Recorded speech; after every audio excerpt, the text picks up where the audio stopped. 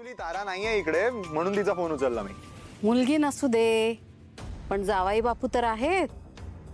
काय जावाई बापू, इतका रमलात तुम्ही युरोपमध्ये की आम्हाला सगळ्यांना विसरलातच. नाही म्हणजे सगळ्यांचं माहिती नाही पण सासूला साधा एक फोनही नाही. अहो असं कसं म्हणताय तुम्ही?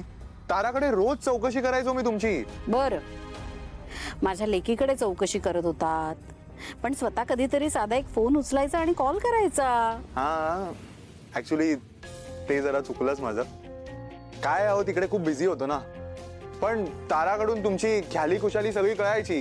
पण हो तुम्हाला पर्सनली फोन करायला हवा होता. ते जरा चुकलंच माझं. बरं बाकी काय म्हणताय, कशात तुम्ही? मी एकदम मजेत. पण तू अशी लांबून लांबूनच चौकशी करणार आहेस का? घरी ये एकदा ताराला घेऊन. हो हो नक्की येणार आहे. तुमच्यासाठी स्पेशल गिफ्ट आणलंय मी युरोप वरून. कोणाचा फोन आहे सोहम? आईचा. तारा आहे का तिथे? हो हो आली आली. थांबा एक सेकंड देतो. हे घ्या. हा मम्मा. तारा अगं काय चाललंय? सावली कुठे? फोन का उचलत नाहीये ती? अगं ती ऑफिस मध्ये असेल. काय? सावली ऑफिसला गेलीये? तारा मी तिला कालच बजावलं होतं की रोज रियाजाला यायचंय म्हणून. का आली नाहीये ती? हो पण हे सगळं तू मला का सांगतेस? डायरेक्ट तिलाच कर ना फोन. अगं ती फोन उचलेल तर तिला सांगेन ना मी. कुठे आहे ती? अगं ती ऑफिस मध्ये असेल, मीटिंग मध्ये असेल. मीटिंग संपली ना की ती करेल कॉल बॅक.